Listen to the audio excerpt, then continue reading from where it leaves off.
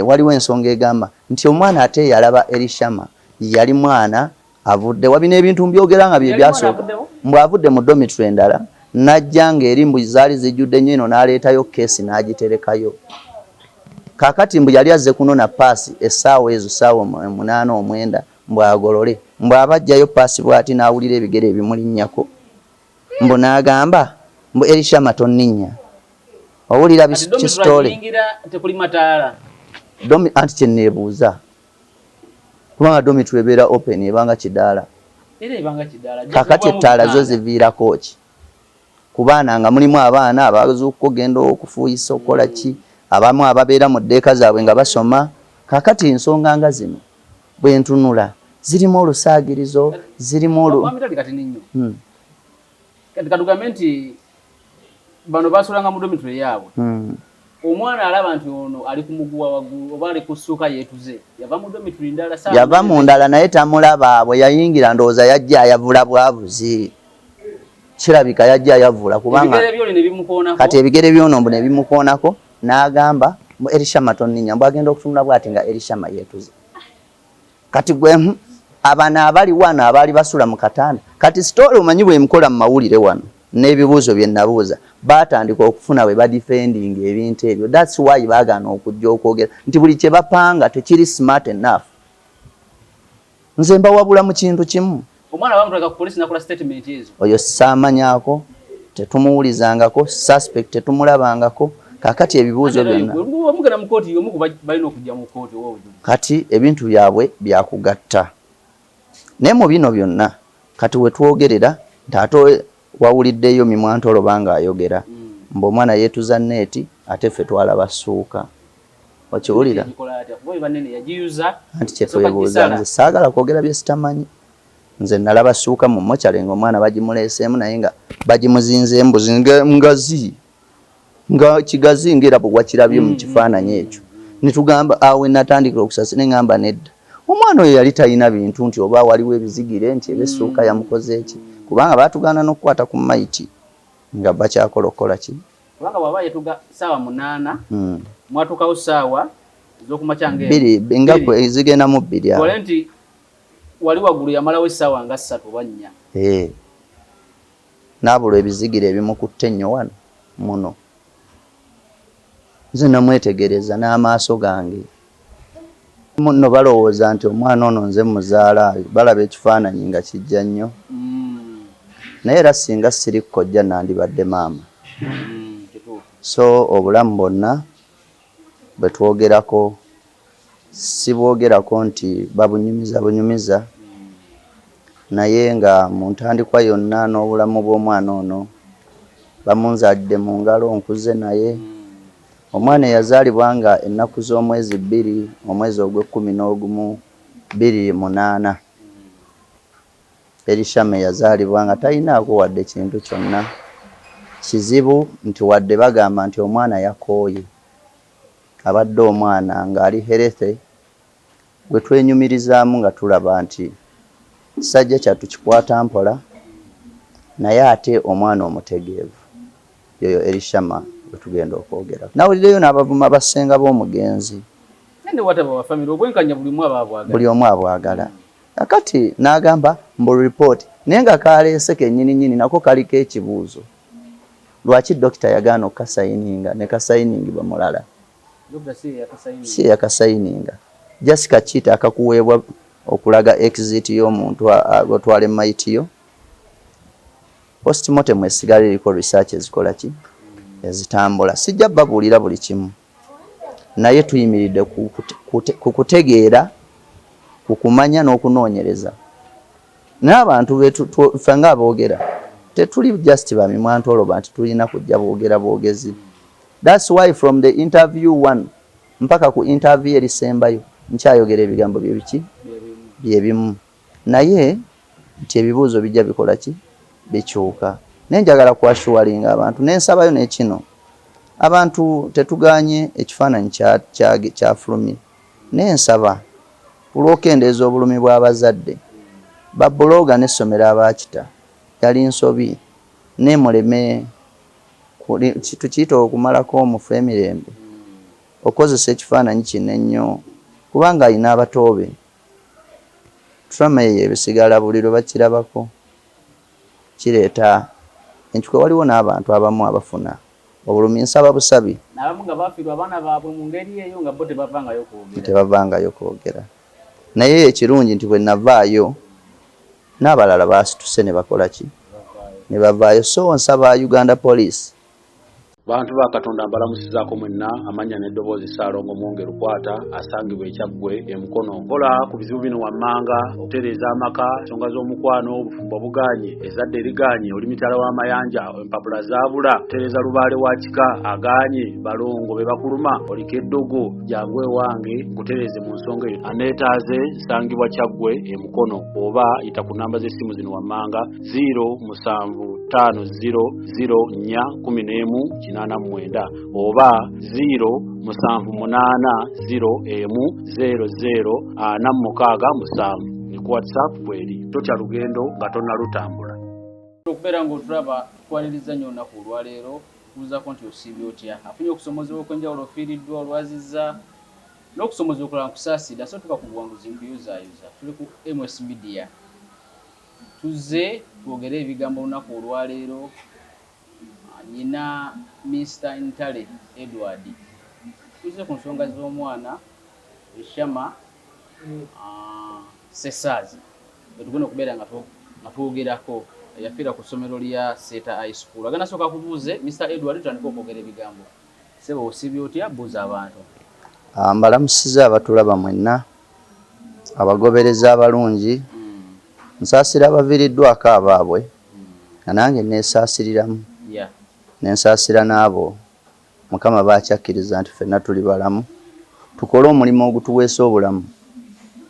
Era nenyolerwa nawo wamu ku bantu abo bonna abalina abalwadde, abafunye ebizibu eby'enjawulo, nti twekwate ku Mukama ajja bituyisaamu. Amanya n'eddoboozi Ntale Edward, ndi kojja wa Elishama atamwesibaako ng'abamu bwe batandise obbissaawo. Wabagamba omwesibaako. N'abamu nno balowooza nti omwana ono nze muzaala, balaba ekifaananyi nga kijja nnyo. Naye era singa siri kkojja nandibadde maama.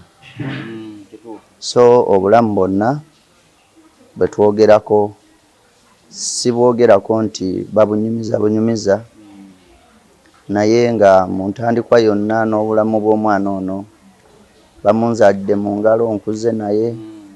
Omwana yazaalibwa nga ennaku z'omwezi 2 omwezi ogw'E11 28. Elishama yazaalibwa nga talinaako wadde kintu kyonna. Kizibu nti wadde bagamba nti omwana yakooye, abadde omwana ng'ali healthy, gwe twenyumirizaamu nga tulaba nti kisajja kyattu kikwata mpola, naye ate omwana omutegeevu. Yoyo Elishama bwe tugenda okwogera. Tabalina bulwadde bwonna nti family emanyi talina ekirwadde ekimutawaanya bwe kiti. Wadde ky'oyinza okugamba nti kino toba omwana ayinamu nti obulwadde buli munda bwekwese, nedda. Elishama abadde manyi tuyinza okugamba nti self contained, abadde mujjuvu mu buli kintu nga talinaako wadde nti wano walema. Kale n'olw'ensonga eyo saagala nnyo genda mu background ye nti bwentandika ogijjukire ndeetera ennaku. Njagala tutandikire wano ffe. Tutandikire family enfuna gyefunamu amawulire okuva ku ssomero. Engenda gye mugendamu ku ssomero okukonfaminga kino. Essomero lyekibannyonnyola. So bbanga olina bye wannyonnyola ku mikutu emirala okukosa festival twakagitandikako. Njagala tutandikire awo. Mufuna mutya amawulire era response ya family n'okwogerezeganya kw'essomero kwali kutya? Story eno yonna yatandikira ku ssaawa 11:04 ez'ekiro. Oluvannyuma lwa maama mukubira essimu, maama bwe baagimukubira n'amugamba nti ki nga head mistress Namulondo wa Seta High yakubidde maama. Maama yagamba ekigambo kimu, sitaani abbye omwana wange n'akanyoga essimu.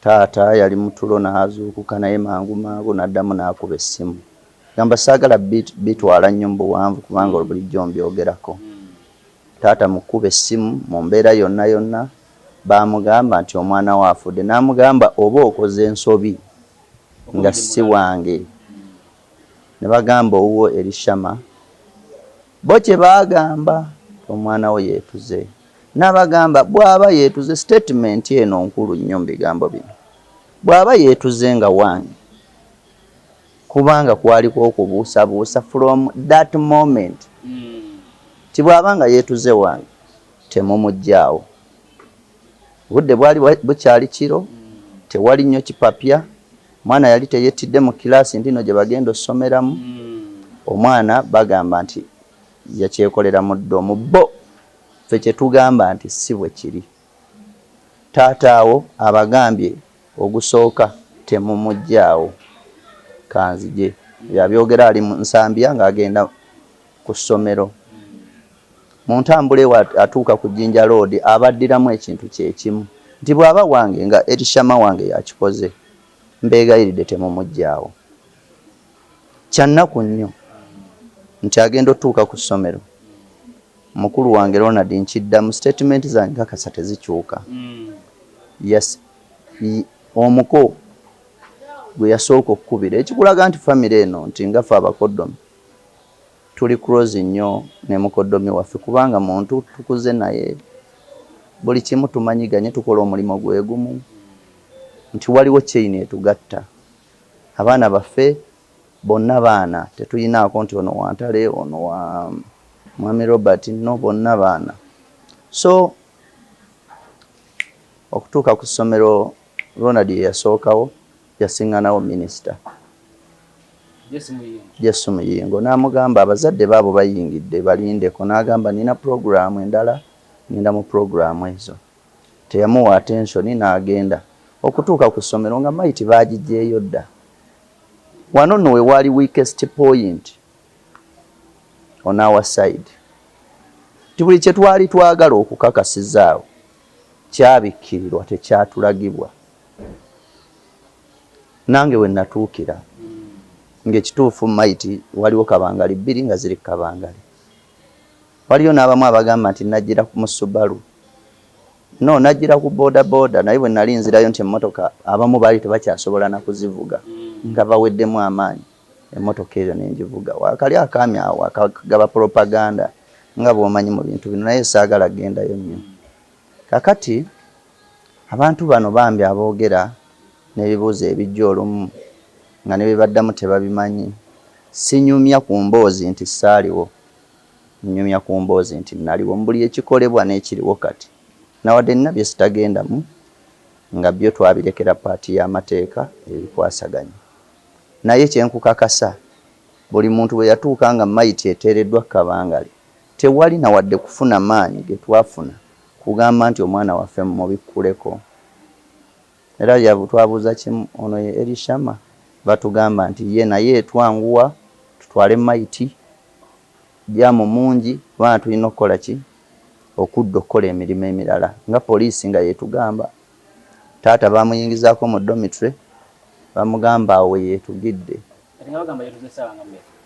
wakati wa ssaawa 8 bo banne nga beebase nkubuulira ebibuuzo tebyali biyinza kujjira awo nga bw'omanya enkyukwe oyina already ekyebikkiro kyakuyiseemu dda obiwulira tobitegeera wabula nze nafaayo nnyo okumanya era mu nsonga eno yonna ekiraga waliwo abagamba lwaki mwaziika nga temwekakasa nno ffe kye twali twetaaga okwekakasa kyali eki ti omwana waffe yeetuze ne tukiraba nti teyeetuze omanyi omuntu bwe yeetuga bimukolebwako akubibwa kibooko waffe twamukubako kubanga twamanya teyeetuze ekyokubiri bamuziikirawo kwolwo olunaku lwafudde yafa kiro ssaawa 8 ze bagamba mbu ffe owaffe twagamba nti ono omwana teyeetuze akabonero akalaga nti twawakanirawo kubanga taata yabagamba temumusalayo temumusalayo namusanga nga bamutadde kabangali twamutwalira mu mmotoka omwana nga yeetutte yagamba kanzire ku ssomero nga bukyali nkwata obutanda buggwawo mangu yali 3rd week kikwewuunyisa mu bifaananyi ebirabikako balaganga n'obutanda bukalu bino ebintu bipulaninge ate ebifaananyi ebyo ani abiwa bano ssomero era lye lyabawa naye ng'ate ffe babituma kati domitry gye nalabye essomero eryo nga ku maanyi gaalyo domitry efaanana bwetyo saayingira mu domitry ya mirabba nadde ngisuubira okubeera nga oba yangalama bwetyo nga nnungiko okusinziira ku ssomero bbeeyi yaalyo musajja wattu bintabula nange kati njogere ki omanyi nze nagamba abantu wano nja kwogera ekyo kyenakola ki kyenalaba kati nabo baddembe okussaamu endowooza zaabwe n'okwebuuza n'abaalabako bo naye kyenkulaga mu kino twagamba nti omwana ono teyeetuze waliwo ekitagattaawo okusinziira statement ze baatuwaawo ku ssomero wennyini nga twakatuuka baanayita mamishani ne mugamba jangu ne dadishani nga batudde wansi awo basajja battu baawoze ne mukazi wattu nga tewali alina maanyi mwami oyo omukulu principal ne headmistress ne bajja n'akapapula ka green nga bamaze okuwandiika mbu findings ze bakoze ku mwana mbu kirabika omwana ono abadde yalaba nnyo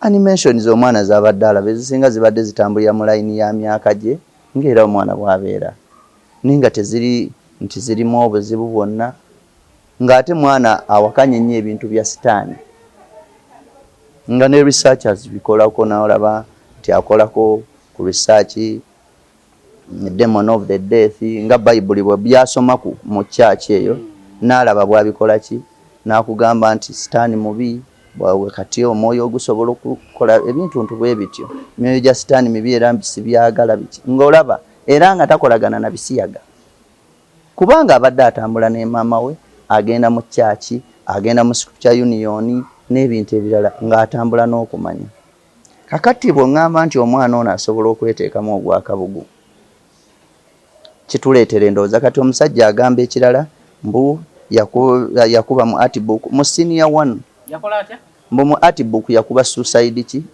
suicide moto ne tuginoonya naye nga beesiba ku buntu obuli mu kitabo mu artbook okusinziira ebintu bye byakolako research kubanga mu bifaananyi bagamba kuba ekyo kyolaba nti kyolowooza oba kyosobola byali bya mu senior 1 nakuba ebifaananyi bye byakuba what you think kati nakyo ne bakyesibako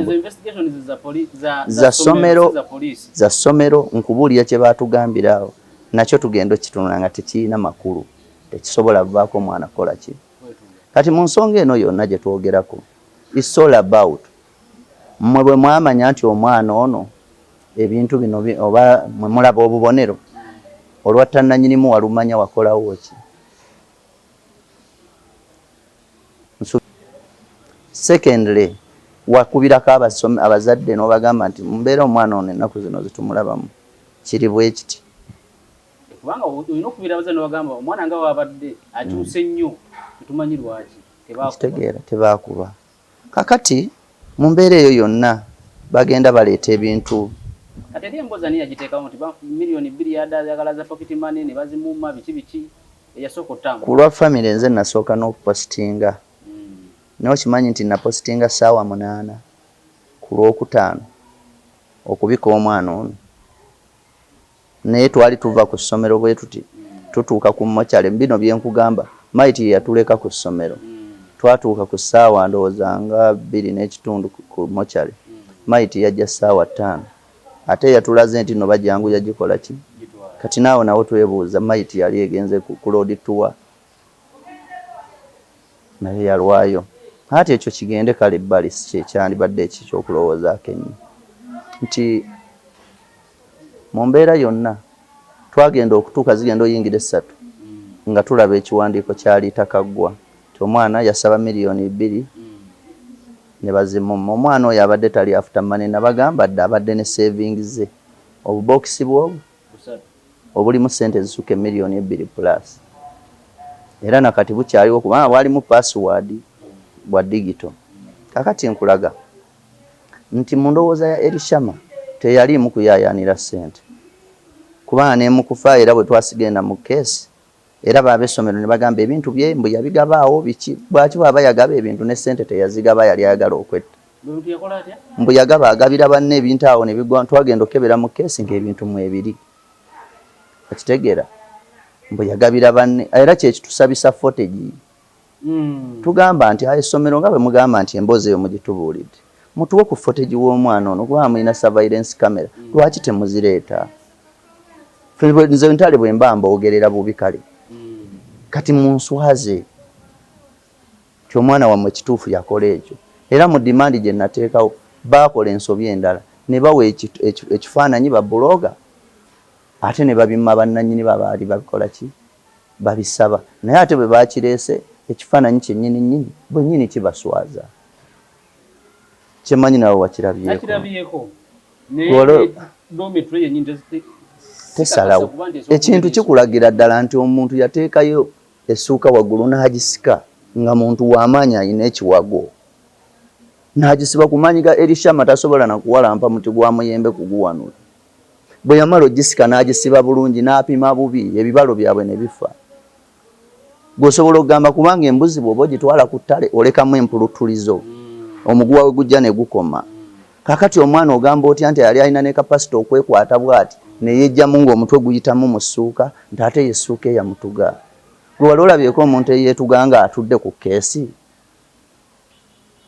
omuntu yandyetugidde mu open space nti wanoonya waayayaanira okukwata ekintu talina kyakola ki n'ebyo byonna byaliwo bannange tutunula era tulaba kyova olaba keesi eno nga tennayingira kooti twagikwasa abantu baginoonyeko bamanye era buli alaba interview ng'alina information esingako wano tetukyaza Elishama tulwanira bulamu bw'abaana bammwe abaliyo nange benkyalina n'omulala baalina nti bwe tuwa abantu emirimu service gisasulire equivalent ku ekyo kyokola ki kyeweeyama essomero bwe liba lyakwata mwana baana baffe nga lirina balabirira lifeeyo okukola accountability ffe siina secondary ndigenda kujja abaana ba mwami Muyinga Seeta mbatwale mu ssomero eryange ate siri bulooka I'm a leader for business community in Uganda ennene ey'eggwanga lyonna sandyagadde erinnya lya mwami Muyinga okwonooneka wadde muntu yenna wadde business ye naye the more you keep quiet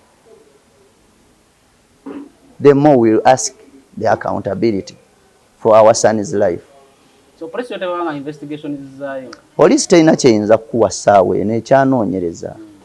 Okitegeera ne mu kunoonyereza naffe tuyambako okukola okunoonyereza through social media n'enkola endala gye tasobola kuzza wano nti buli muntu alina kyamanyiko ku nsonga eno leero waffe enkyawuwo tuyambeko ensonga eno ekome kubanga bwenaggwe era tojja kuddamu kundaba mu mawulire ojja kuddamu kundaba mu mawulire nga njogera ku nsonga z'abasuubuzi na mirimu gyaffe nga bulijjo kakati mwami Muyingo nze nnyongera omusaba ayinza okuba nga teyalina mukono mu kufa kwa mwana waffe naye soosi n'ekyabireeta biva wuwe mu ssomero kitegeeza we wava abamwana oba mwana yakikola oba mwana muno oba baana bane ate nno nkibagambira wano ku mpewo we are ready to forgive anyone okusinga omukweka omwana ono atulugunyizibwe ayakola ekintu kino nga kimulumiriza mutunoonye ng'abazadde mbawadde n'amagezi ga bwereere omwana wo tomusibaako kibi kinaamulumiriza kubanga enkyajja kikola n'omulala kubanga bwe yakikola tewali bwe yamugambako bwe kiba kisoboka bano bazadde ate ekyokubiri bizinensi y'amasomero naffe tugirimu tetwagala kukola kintu kubanga naffe enkya kiyinza okubeera ewaffe ne tuliredde okuba nti tusobola okuba nti tulina okukola accountability gojja otya okubeera ne dormitory ezitalimu dom master taking care of those children abaana abali mu 10+ abasula mu dormitories ate yandibadde wasanwe yeno kisinga ayogera kati ekyo kyendi mu kusaba wano bwe mba nsaba nina abantu bentuukirako nti mwami Muyingo bw'aba asirise ayina bakama be nga ye gavumenti emutwala nga Janet Museveni akulira ebyenjigiriza ku cabinet level agambe omukozi we oba minister munne aleta accountability on behalf of what of the school kubanga era high education bine byanjigiriza bya waggulu era byakola ki byakwasaganya lwaki tawa report. Secondly nga director w'essomero yandibadde era naye agaba accountability. Thirdly is a parent naye yogedde kunga omuzadde okitegeera. Ensonga endala nti abantu be bali eyakikola oba teyakikola bo bamanyi bongera okwasaganya ensonga eno ne bagira esseegaziwe yenkana eggulu. Nze sina interest mu bintu bino noonya ekintu eki tukakana emitima ng'abazadde bwenkanya notusibako ekintu kiri gomanyi bwe kiruma anti bakiza ku family kiba kikolimo. Kakati nze ekinjogeza ku social media wano sikuza erishama nsonga ziringa ngezi obwenkanya obwa buli mwana okuba nti gyali mu masomero yonna oba gye tusomeseza bonna bafuna obwenkanya babafeeko nga bwe twandyagadde babafeeko. Kati gw'omwana bw'aba afiira ku ssaawa 8 kakati tugambe nti essomero liriwo okuwa mwana mmere namusomesa bw'aba agenze mu dormitory is at he or her at her own risk.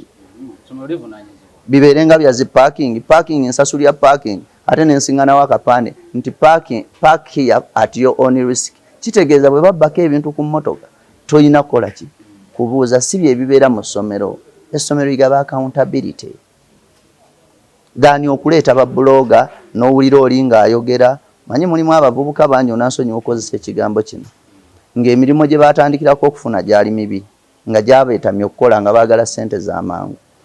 N'olaba omuntu nga mu mulimo gwe yasooka okufuna gwakusenya mbalaasi manyi kati bw'akyusaamu n'ajja wano n'abeera buloga n'alowooza nti ate mu bizibu bya banne mwalina okuyitira okufunira era n'avaayo smartly ng'anyumya folofoto nga bimwantoloba ayogera ebigambo ebitasaanidde.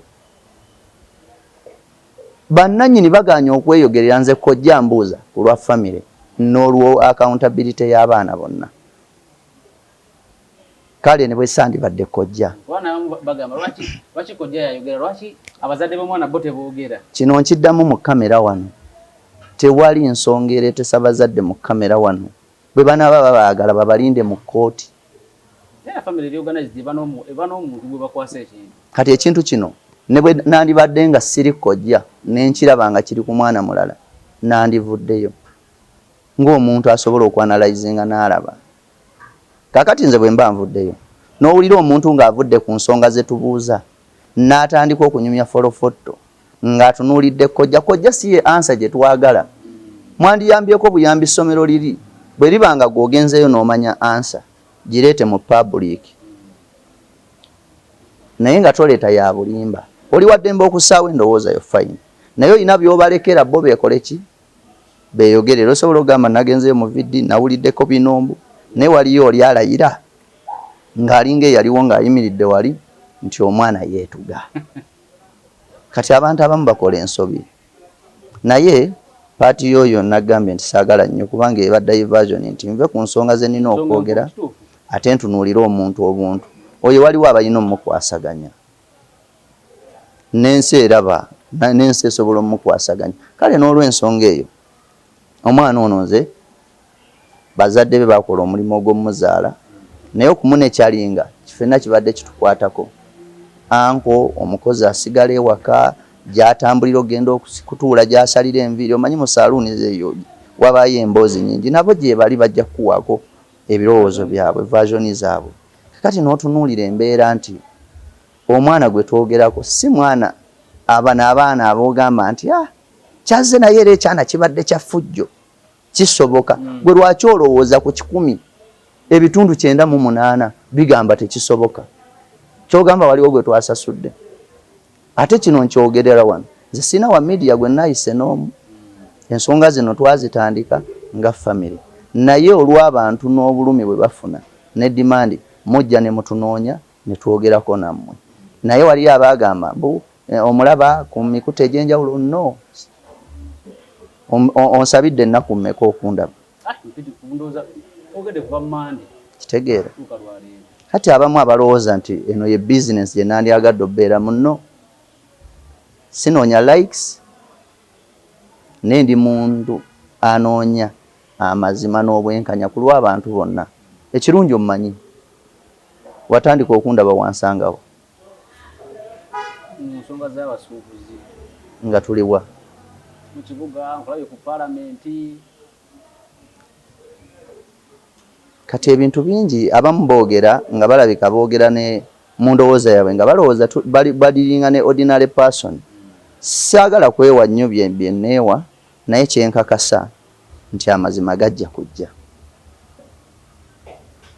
era bwe ganajja nga nze musobya nja kuvaayo neetondera essomero ekyo nakyo nkyogedde singa bamala okukola okunoonyereza ne kuggwa bulungi nga yeboogera nze nja kuvaayo neetonde naye nkikubuulira wano nkimanyi bwe guba mupiira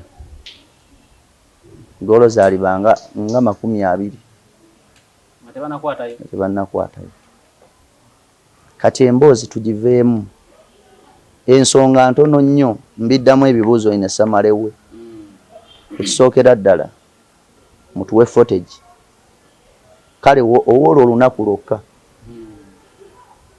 nga siwa AI naako kankateekemu footage nga siwa AI ave ku PC wali ku server nga bwe yaliwo bamuteeke ku memory oba ku kintu kyonna nga tali edited kubanga tuli bayive ekimala ekyo kimu from the day ng'omwana ono bagamba nti omwana ono yasiiba mulwadde n'agenda mu siikibbe ate bagamba nti ate mu siikibbe baamukeberanga mulamu ate ne balaga nti bamusiibya mu siikibbe bagamba omwana yasiiba mulwadde mwekyo ekiro bumagambye okuba nti yeetugenda yes olunaku olwokuna bo bagamba batya bagamba nti bamukebera yasiiba mulwadde ne bamusiibya mu siikibbe naye bagenda okukebera mu musaayi n'ebirala ng'omwana talina kimuluma kati ekyo nakyo bakyatujutinga ku kwetuga ekyokusiiba mu siikibbe kaakati neebuuza ate yali omulwadde ate n'ogamba nti nno mwalabanga musaayi talina kimuluma ate n'omusiibya mu siikibbe ate yali akolayo ki statement ezo HM yazikola w'essomero ziri mu poliisi ezo zo zikugambye zirina ku poliisi secondly waliwo ensonga egamba nti omwana ate yalaba Elishama yali mwana avudde wabina ebintu mbyogera nga bye byasooka mbw'avudde mu dormitory endala najja ng'eri mbu zaali zijjudde nnyo eno n'aleetayo keesi n'agiterekayo kaakati mbu yali azze kunona paasi essaawa ezo ssaawa 8 or 9 mbw'agolole mbw'abajjayo paasi bw'ati n'awulira ebigere ebimulinnyako mbu n'agamba mbu Elishama tonninnya owulira kisitole tekuli mataala anti kyenneebuuza kubanga dormitory ebeera open ebanga kidaala kakati ettaala zo ziviirako ki ku baana nga mulimu abaana abazuuka ogenda okufuuyisa okukola ki abamu ababeera mu ddeeka zaabwe nga basoma kakati ensonga nga zino bwe ntunula zirimu olusaagirizo zirimu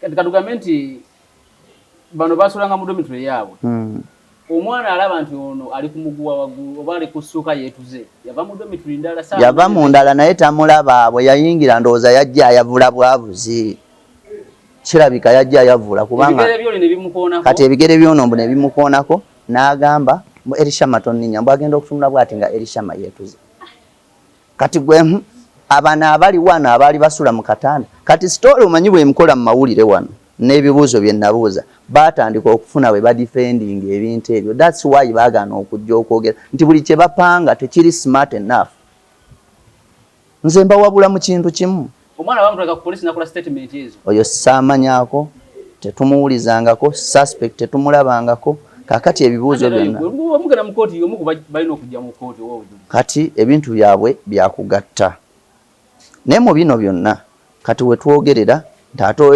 wawuliddeyo Mimwantolo banga ayogera mbu omwana yeetuza neeti ate ffe twalaba ssuuka okiwulira anti kyetwebuuza nze saagala kwogera bye sitamanyi nze nalaba ssuuka mu mokyale ng'omwana bagimuleeseemu naye nga bagimuzinze embuzi ngazi nga kigazi ng'era bwe wakirabye mu kifaananyi ekyo ne tugamba awe natandikira okusasira ne ngamba nedda omwana oyo yali talina bintu nti oba waliwo ebizigire nti ebessuuka yamukoze eki kubanga baatugaana n'okukwata ku maiti nga bakyakolokola ki kubanga bw'aba yetuga ssaawa 8 mwatuukawo ssaawa z'okumakya nga zigenda mu 2 kole nti wali waggulu yamalawo essaawa nga 3 oba 4 n'abulwa ebizigire ebimukutte nnyo wano muno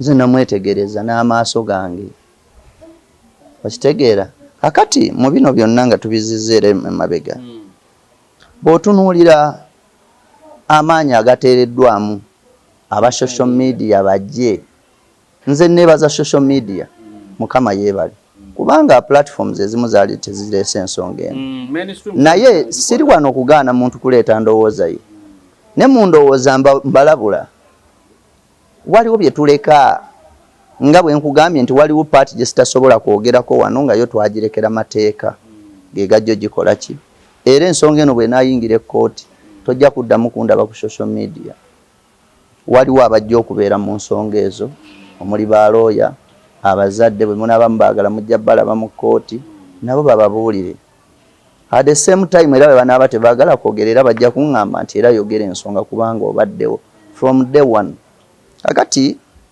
njagala okugamba abantu nze sisalira ssomero musango kubanga njagala kumanya bwe banammanyisa bye tulina okumanya mu butuufu bwabyo ne tuba bamativu era tujja kudda tubagambe oba tujja kubagamba nti twatudde n'essomero lyatugambye kino twalaba kino twategedde kino tulabye kino tusazeewo kino essomero likyaganya okwengeejinga famire nkugambye ffe aba bakubira amasimu ffe omuntu n'okubira essimu headmistress n'omugamba maama ekipapula kino kye tulaba kituufu n'agamba nedda si kyaffe tetukimanyiiko eyo simu n'omukubira essimu ey'okubiri n'omugamba maama ku mbeera eriwo temulina kye mwatuuseeko nti nedda ebintu twabikwasa poliisi nti ekyo ne kidda ebbali nti maama tubadde tusaba mutuwe ku footage tubadde tusaba mutuwe ku ki ku footage tewali ku footage oyo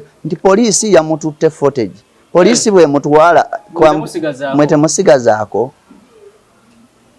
okitegeera something behind naye mbabuulira ekigambo kimu nga mpunzika ensonga ze obadde okimanyi nti ebisenge byogera ebisenge walls can talk ebisenge byogera ebisenge bijja kwogera kyensobola okugamba ebisenge bijja kukola ki mu nsonga ya Elishama n'erinnya lyennyini lyebakwatako lyerwanira olutalo nti Katonda akola ki awulira ebigambo byange mpulira byenandigambye ng'oggyeko mpozi ng'olina ekirala jasimba jakubuuza nti abaana munda mwe yali asula bo tewali n'omu yamulaba okusinziira ku ssomero ono ayava mu domitry endala ye yamulaba kati kankubuuza omuntu ali mu kulwana kukweka nsonga na bujulizi essomero lyasigala likola domitry yennyini nnyini obujulizi mwe bwabulira ne babubuzaabuza abaana bennyini balina kukubuulira bano kye baagala bakubuulire kakati osuubira waawo obwenkanya kati okunoonyereza kakusigale nga kukola ki kugenda mu maaso naye naffe tetutudde buli kimu tukiraba okitegeera waliyo omwami omu adifendinga essomero eyo bamuyita Semaganda Moses yaleese akapapula n'agamba anko mubimanyi ebintu bino tunuulira ne postmortem report kati natunuulidde omusajja tayawula postmortem report nakakiiti nti tunuulira mu vidiyo bw'ojja genda okasaakingeko wali Semaganda Moses anko omanyi ayogera ebintu nga tabimanyi anko yeesiba bwesibina ku bantu abo sina wa family nawulireyo n'abavuma basenga b'omugenzi buli omu abwagala kakati n'agamba mbu report naye nga kaleese kennyini nnyini nako kaliko ekibuuzo lwaki dokita yagaana okukasayininga ne kasayiningibwa mulala si yakasayininga just kakiita akakuweebwa okulaga exit y'omuntu otwala emaiti yo postmortem esigala eriko research ezikola ki ezitambula. Sijja babuulira buli kimu, naye tuyimiridde ku kutegeera, ku kumanya n'okunoonyereza. N'abantu ffe ng'aboogera tetuli just bamimwantoloba nti tulina kujja boogera boogezi. That's why from the interview 1 mpaka ku interview erisembayo nkyayogera ebigambo bye bimu, naye nti ebibuuzo bijja bikola ki, bikyuka. Nenjagala kwashuwalinga abantu nensabayo n'ekino, abantu tetuganye ekifaananyi kya fulumi. Nensaba olw'okendeeza obulumi bw'abazadde, babuloga n'essomero abakita yali nsobi nemuleme tukiyita okumalako omufu emirembe, okozesa ekifaananyi kino ennyo kubanga alina abatoobe. Trauma ye ebisigala buli lwe bakirabako kireeta enkikwe. Waliwo n'abantu abamu abafuna obulumi nsaba busabi, n'abamu nga bafiirwa abaana baabwe mu ngeri eyo nga bo tebavangayo kwogera. Naye ekirungi nti bwe navaayo n'abalala baasituse ne bakola ki, ne bavaayo. So nsaba Uganda Police tekola ku keesi yaffe yokka, ebitongole ebirala gye biri ebiri mu special investigations, tubasaba ne fayiro z'abantu bali abalala abataafuna bwenkanya mu kugayibwa mu mbeera gye babatunuuliramu, kubanga n'ebino Mwami Muyingo n'essomero lye babitwalira mu kugaya. Tusaba nabo babakwasaganye bambi bafune obwenkanya ku baana baabwe. Ekirala nsaba bannaddiini Mwami Muyingo gy'asabira mumulyowo omwoyo asumulule emyoyo gy'abalala. Waliyo emyoyo eno ebweru egijayaana okumanya enfa y'omwana waabwe, bali mu bulumi. Gyatuula eyo ng'anyumya ku mboozi n'abantu abakulu banne, mumubuuze era mu advising akole ekituufu ky'alina okukola. Teyajja kuziika. Essomero nkikuddiramu abantu abaali batuwa bano abalimba b'empita abalimba, principal ne headmistress abazze nga bayingira mu bwongo bwaffe batulimbe batutambulizeeko obulimba. Be bajja abantu babiri bajja wabula eddakiika 4 okuwera essaawa 10 tuziike, era baleeta amabugo gaabwe. Si kyekyali ekikulu, naye twali tutadde ku programu eno nga balina okwogera for almost 15 minutes nga tusuubira okubeerako omwana oba mukwano gwa Elishama akiikiridde bayizi banne n'abasomesa nga bo ne dormitory master oba omuntu yenna abadde oba class teacher we. Ate kino nkikugamba, omwana Elishama abadde mugezi era asoma obulungi, era mu recommendation reports ze zirikome anti abadde focused. Stay focused, stay focused, stay focused. Report 1, report 2, report 3. Abaana banne tebamuziikako. Ate bamuziike bajje bayinza okuterebuka ebyama naawe. So n'olw'ensonga eyo kye tuyinza okusaba ku lwa Katonda n'ensi yaffe, eggwanga Uganda libeeremu obwenkanya bwa buli muntu, nga tegamba nti defending omunene ate omutono yabeere mu bulamu obw'okunyigirizibwa. So kakasabye ebigambo bye nnyinza okugamba. Tweyanza nnyo Katonda gye binaggweera, ndowooza kati nga bimwabitadde mu mateeka galeke nga bannamateeka nabo bakola ogwabwe. Poliisi ajjavayo na lipoota eyayejjudde ku nsonga eno ng'emaze okugenda mu dormitory okulaba buli kimu nga bwe kyali, n'oli gwe bagamba nti yalaba omugenzi. Anti nze kyennyinza okugamba, principal etambulira mu bintu bino. Siyinza kwogerera poliisi yo bw'enaatuuka okwogera erina omwogezi waayo. Kati ebya poliisi sibimanyi, weetuuse ne weeraga ne wonna we yeetaaga obuyambi nga buva eri famire, ffe tuli ready. Ate naffe buli kye tufuna kye tulaba nti kyetaaga okugatta ku nsonga eno tugikwasa poliisi egatteko, mainly nga bano bamimwantoloba n'abalala. Buli aleeta ku bujulizi nga tulaba nti asobola okugattako eddoboozi era tumukwasa poliisi agiyambeko. Poliisi yeekola okunoonyereza ku bo batuyambeko kubanga tusaba ansa, ate abamu ansa bazirina. Naye tetwagala nnyo kubafuula nsonga kubanga nagambye nti olumu kye baba banoonya enkulu okasinge ku bana abakyasenye embalaasi amanyi.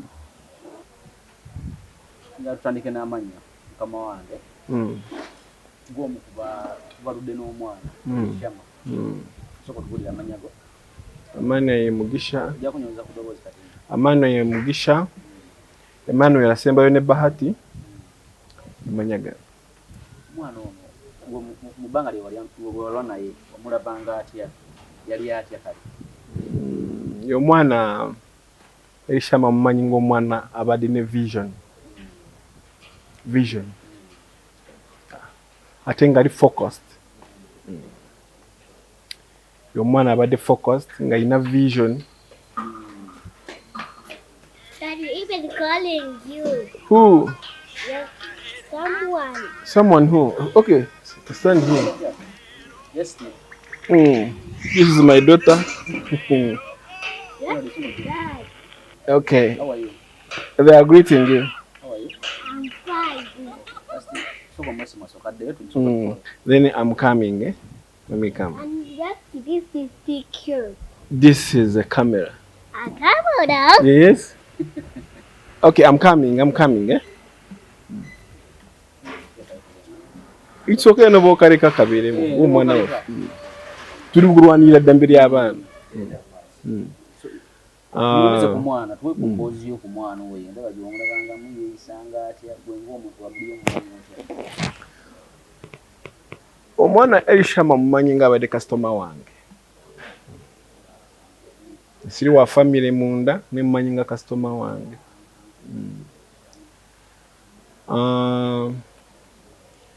Siru Elishama kubeera customer wange ngayitira mu bazadde be. Bazadde be nze mbakolako.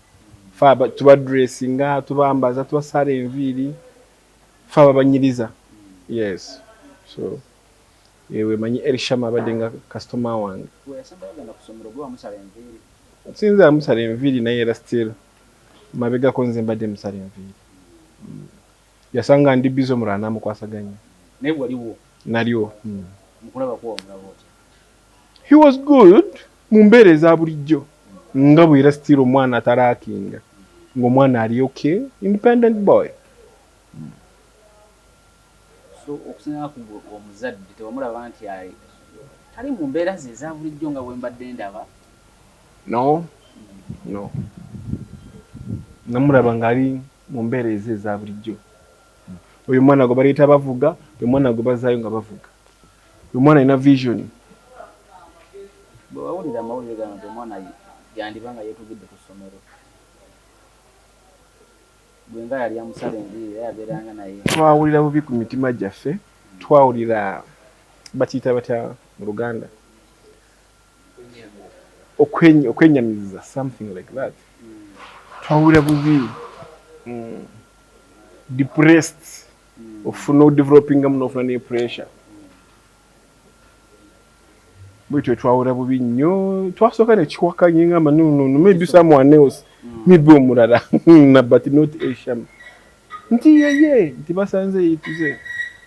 Twakiwakanya. After like sometimes tugenda ne tukikiriza nga amawulire gasaasana. Yeah. So gwe ng'omuzadde bwe wakati w'oyina ery'essomero lyanga asomera. I beg your pardon? Nti bwe wakati message gy'oyina ery'essomero omwana gy'ali asomera. Message gyempa seeta hi. Ne bananyini ssomero. Nkubiriza bananyini ssomero baveeyo. Kuba amawulire agali mu ŋŋambo gagamba nti nannyini ssomero tavangayo kujja okusinkana abazadde ku nsonga eyo. Kitwewunya naffe abaali emikwano gya Elishama. Oluganda lukutawaanya. Katwogere Oluganda. Katugende mu maaso n'Oluganda. N'Oluzungu sinze mulungi nnyo. So obadde okyali ku message gy'oyina ery'essomero? Okuvaayo n'ayogerezeganya n'abafamire eri.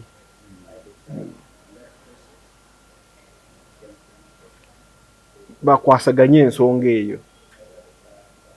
Nze kyembadde nsaba. Tweyanziza. Ndoza obadde kyalina ebirala oba tukomyewo wano. Oli waddembe kumbuuza ebibuuzo. Oli waddembe kukomawo. Wakati wano omwana bwabanga omusala enviiri emyaka ng'emeka kubanga akyali muto. No. Watandika omusala nga wa myaka ng'emeka. Maybe I think 2 years. 2 years. Naye mu 2 years ezo wamulaba nga omwana abaana babeera nnomu talina omwana nga alina vision, mwana nga talaakinga, omwana nga akunyumiza emboozi z'abantu abakulu. Mboozi nga ki? Ng'olaba omwana akunyumiza kwegamba ebintu ebi prospering ng'ayina. Yes, omwana atuuka okubuuza nti omwana atuuka n'okubuuza ekibuuzo okikola otya. Naye ndaba olina family, olina abaana atwenkanya abaana. Abaana abali mu myaka gyange. Okikola otya okubeezawo family ate nga ndaba mmwe ababeera mu saloni mufuna ssente entono. Ng'olaba Elishama ng'akubuuza ekibuuzo bwe kityo. Yes. Very advanced and fast and very intelligent. Ng'akubuuza ng'agamba kati saloni ng'eno erimu ssente mmeka? Erimu ssente mmeka? Ng'olaba omwana ali prospering. Erimu ssente mmeka ofuna otya? Ziyinza okuba nga zenkana ssente bwe ziti muzadde ora. Ye kati dola erimu ssente mmeka n'akubisaamu n'akubuuza entebe eno egula ssente mmeka ye n'akubisaamu mu dola. Ngali very intelligent. Kati yoyo omwana oyo. Mwanyumya nga temwalinga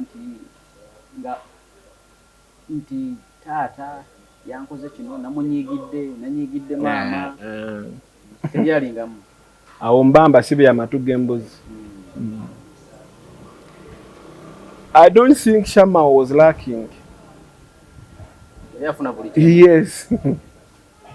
Shama was omwana gw'omwana kolako n'akutiipinga. Wali okirabyeko? Omwana omuto, yes. Nakuwayo akantu. Kitegeeza yali talaakinga. Yali talaakinga. Shama was not lacking. Shama was not lacking. Omwana akutiipinga. Omuntu omukulu asobola kutakutiipinga naye ate omwana akutiipinga, which means was well financed. Okay. Was okay. Yali bulungi nga talina kyalaaki.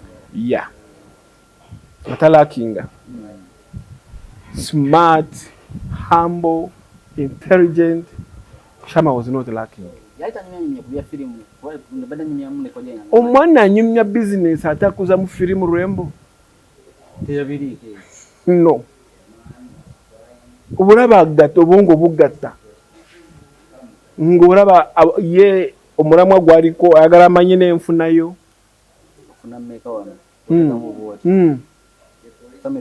Yes. How is your family? Omuntu ng'akubuuza ekibuuzo bwe kityo. How is your family? Uncle, how is your family? I can see your children, the same age as me. Kuba abaana benina abamu bamusinga emyaka. Naye omubenkana emyaka ndowooza. See? So, Shama was not lacking. Ekyo tekiriiwo ekyo engambo z'abantu, ebigambo by'abantu bye boogera nga bakangakanga family. Babikomye, tebiriiwo. Shama was not lacking. I hear Shama was saving. Mpulira nti Shama yarasiimye. Yes. Mpulira nti Shama was saving some almost 2 to 3 million, something like that. Kati omwana ng'ali bw'ati olaba nga gwegamba yemu ebibuuzo byakubuuza sinzirira wali kikyagenda okukola mu akantu ke. Which means wanaamala senior 6 ng'ojja kulaba ajja kubeera nga is a strong man. Yes, like father, like son.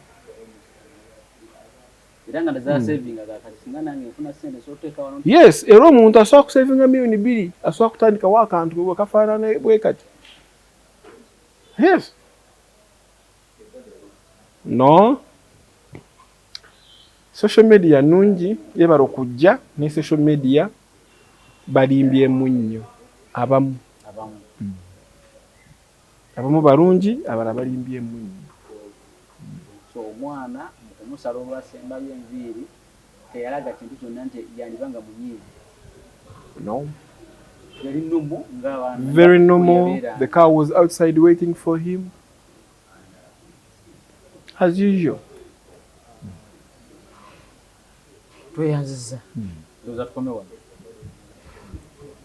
No problem. Nkubira omulanga era government. Nkubira omulanga government eveeyo. Etutaase ku ddembe ly'abaana betuzaala. Sinzenze ko omuzadde nkubira omulanga era omuzadde yenna. Era omuzadde yenna asomesa, era omuzadde yenna atasomesa. Era omuzadde yenna ow'eggwanga. Newa nga si wa ggwanga lino Uganda wabula ensi yonna.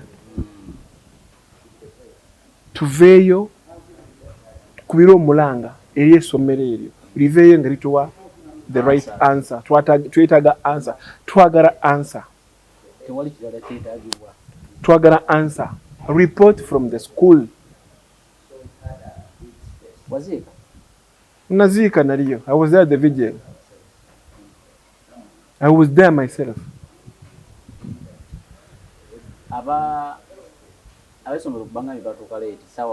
Abesomero batuuka wale dakiika nga 20 tugalewo nga n'okuziika tugenda kusitula casket kugitwala. They never talked anything. Kujako nawulira nti bajja ne ka envelope. Simanyi nawulira omusomi ng'asoma simanyi million 2 ng'amabogo nti amabogo agava ku ssomero.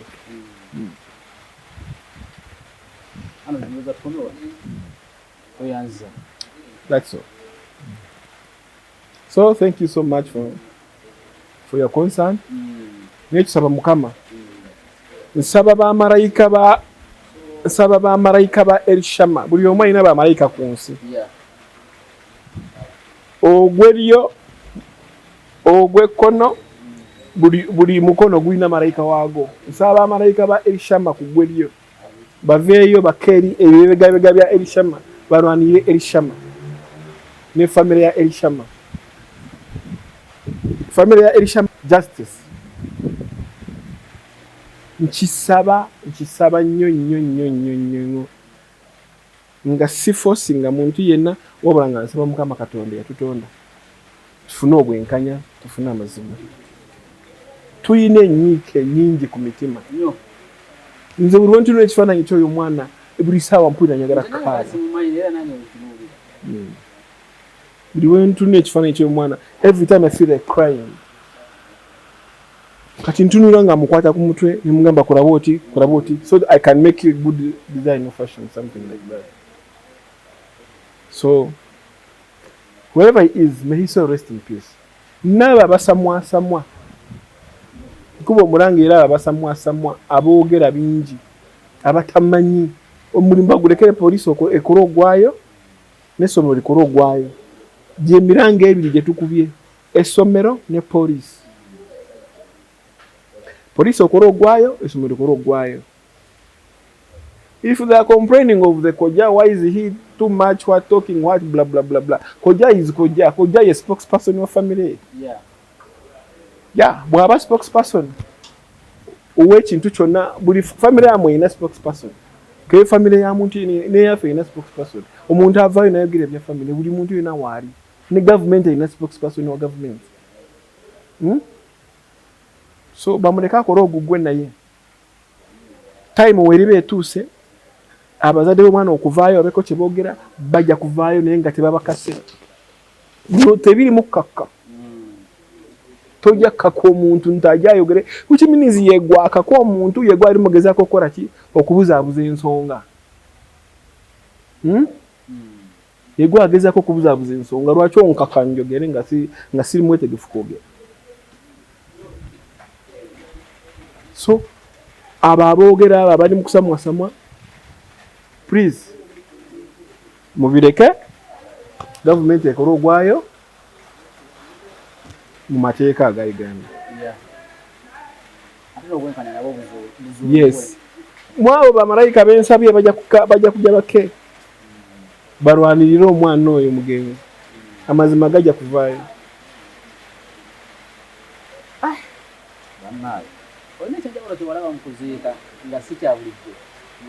Ekyenjawulo kye nalaba mu kuziika nga si kya bulijjo kiri ekintu eki kimu abantu abali concerned ne mutasindika n'omwana n'omu Shama abadde alina emikwano nsuubire nti abadde alina emikwano ne kirasi gy'abadde asomeramu ne dormitory gy'abadde asulamu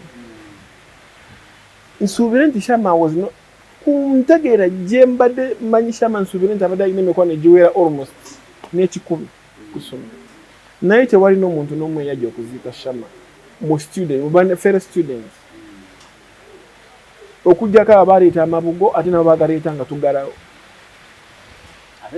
ab'essomero Saturday woman with the afro hair nga mweru yajja nga mugalawo baja banasaba basajja yali musajja omu n'omukazi oyo nabalabako awo nga baleese ka envelope ne bakateeka wano abayizi tewali n'omu yajja teri muyizi yajja kuziika at the vigil kuba noboda mu records za vigil noyewera bulungi teri muyizi yena yaliwo wadde essomero wadde motoka y'essomero kyewunyisa so gogo omulanga gwe tukuba maybe there is something they are hiding, maybe there is a secret behind they are hiding. Naye mbasaba nze kamba kwase Mukama Katonda ajja kulwanirira omuntu oyo ajja mulwanirira toyanziza webale nnyo ssebo kale katukome wano leero tutandikira awo nakulala akuume